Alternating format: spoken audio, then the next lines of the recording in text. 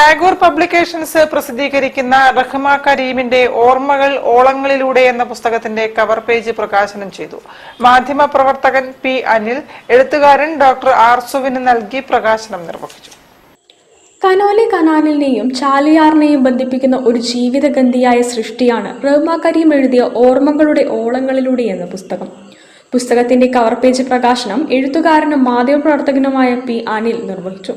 എഴുത്തുകാരനും സാംസ്കാരിക പ്രവർത്തകനുമായ ഡോക്ടർ ആർസു ഏറ്റുവാങ്ങി.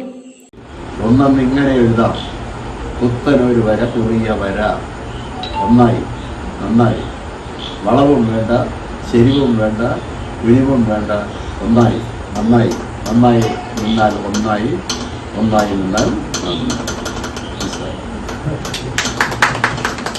ടാഗോർ ഫൗണ്ടേഷൻ രൂപീകരിക്കപ്പെട്ട് ചുരുങ്ങിയ കാലം കൊണ്ട് തന്നെ വ്യത്യസ്തമായ മേഖലകളിൽപ്പെട്ട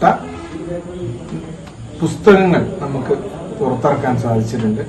ചടങ്ങിൽ Tagore publications chief editor Nelliyott Basheer അധ്യക്ഷത വഹിച്ചു.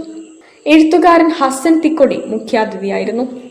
ഇന്ത്യൻ പ്രവാസി മൂവ്മെന്റ് സംസ്ഥാന president RJ Sajitha, Tagore foundation ഡയറക്ടർമാരായ കെ റഹിയാന ബീഗം, ബഷീർ അനക്കിണർ, ഗ്രന്ഥകാരി റഹ്മ കരീം, സക്കീർ ഫറൂഖ്, കടലുണ്ടി പഞ്ചായത്ത് അംഗം ലുബന്ന ബഷീർ, സത്താർ പൈക്കാട്, പി ബഷീർ എന്നിവർ സംസാരിച്ചു. News bureau, Kozhikode. ഒരു ഇടവേള കൂടി. ക്യാൻസറിനെതിരെ പൊരുതാനായി കാലിക്കറ്റ് സിറ്റി സർവീസ് സഹകരണ ബാങ്കും MVR ക്യാൻസർ സെന്ററും സംയുക്തമായി അവതരിപ്പിക്കുന്ന ക്യാൻസർ ചികിത്സാ സഹായ പദ്ധതിയാണ് മാസ് കെയർ.